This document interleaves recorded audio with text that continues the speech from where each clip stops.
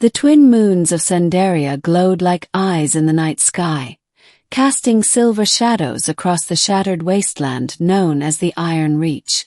Once a thriving colony, the Reach had become a graveyard after the Bio-War. Its surface was littered with twisted metal, rusted armor, and bones. So many bones. Somewhere in that wasteland a man lived.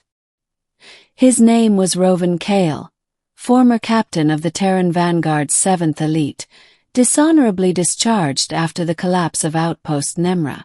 The official records claimed he disobeyed orders, sacrificed comrades, and deserted the field.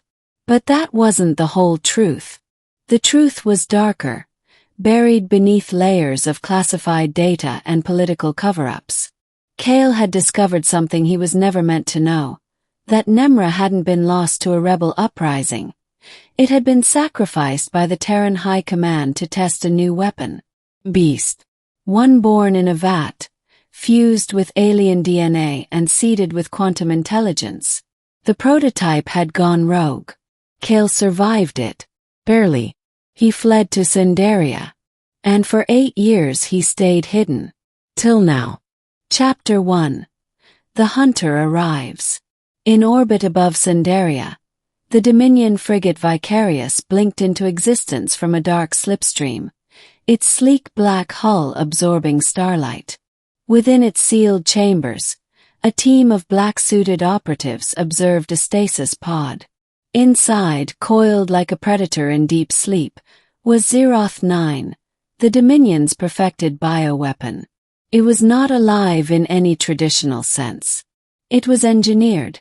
Muscles layered with adaptive fibers, bones laced with metallic alloys, a mind sharpened with artificial learning loops. It could alter its form, grow appendages as needed, mimic environments, and regenerate within minutes.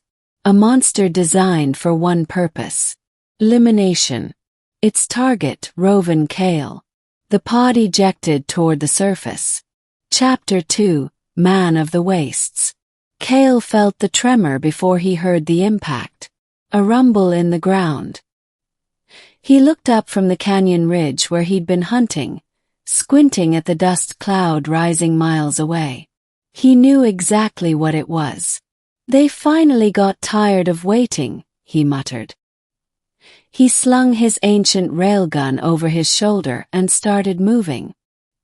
His body, though scarred and worn, moved with the precision of a soldier still very much in his prime. His right arm, mechanical, custom-built, whirred softly as he climbed. He didn't run. There was no point. He knew they'd send something eventually. Maybe a kill team. Maybe a drone strike. He hadn't expected this. By nightfall he reached the crash site.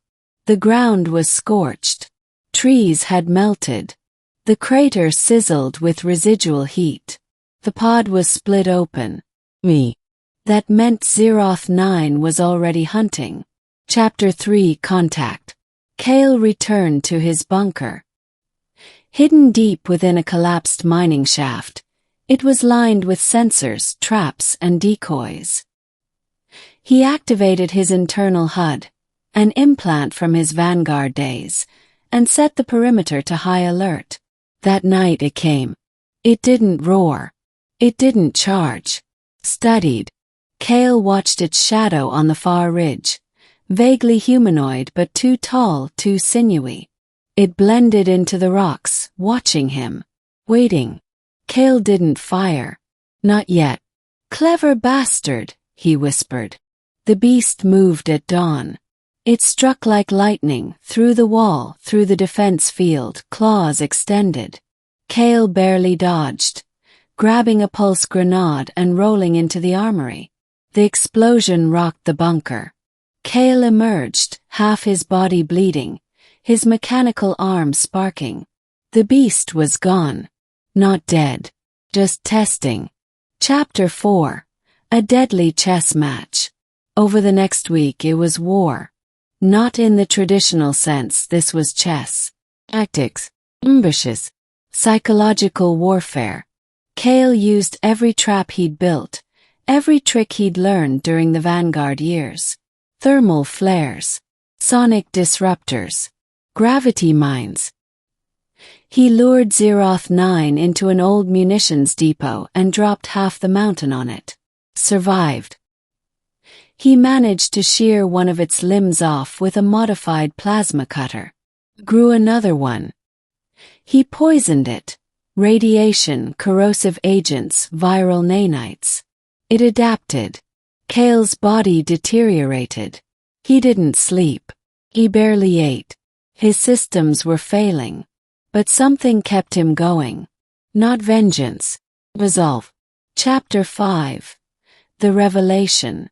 After the 7th confrontation, Kale retreated to an ancient facility hidden beneath a salt flat, an old Terran research lab. It was there he discovered the truth. Zeroth 9 wasn't the first. There had been 12 versions before it.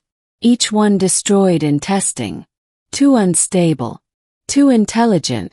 Too dangerous. Until Kale. He had been the success. The prototype that survived Nemra wasn't the beast. It was him. The beast had merely been the trigger. Kale's body, altered during an unauthorized gene trial, had been the real experiment. His reflexes, his strength, his resilience. He wasn't just fighting a monster. He was fighting his mirror. Chapter 6. The Final Clash. He knew it would end where it began, in the Iron Reach. The place he'd first arrived on Sendaria. The place where nothing lived. Kale prepared a suit forged from every scrap of tech he'd hoarded. Exo-enhanced armor. Neural sync accelerators. A railgun charged by fusion cores. And a failsafe. A gravitic imploder. A bomb that would collapse the Reach into a singularity. If he lost, no one would find his body. No one would find it. The final battle lasted 4 hours. The sky turned crimson with blood and plasma. Zeroth 9 shifted forms a dozen times.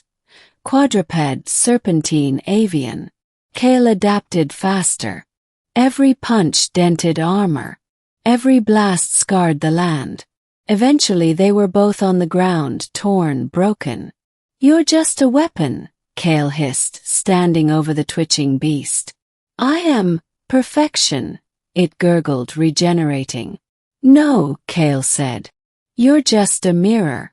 And I'm shattering it." He triggered the imploder. Chapter 7. Aftermath. The Iron Reach collapsed in on itself. A shockwave spread across Sendaria.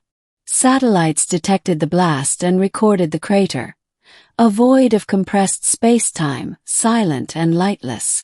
The Dominion declared Kale dead. But 3 weeks later, a merchant vessel caught a signal near the Helix Nebula.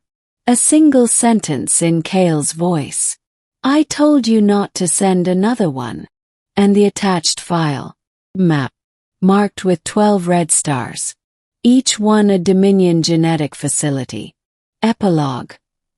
The beast wasn't enough. In a shadowed room within Dominion Command, the High Executor stared at the data feed. "Activate Project Revenant," he ordered.